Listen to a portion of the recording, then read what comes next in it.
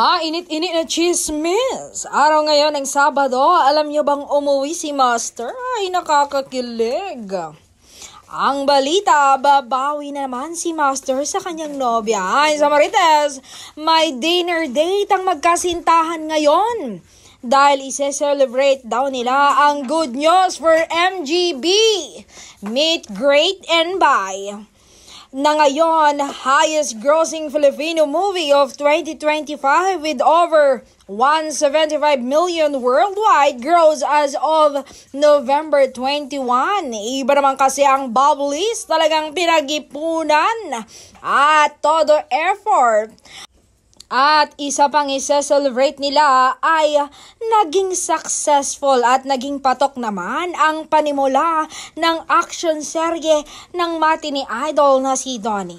Diba ito ang patunay na kahit pagod galing trabaho ay hindi mawawala ang kanilang baby time or quality time. Ede, sila na.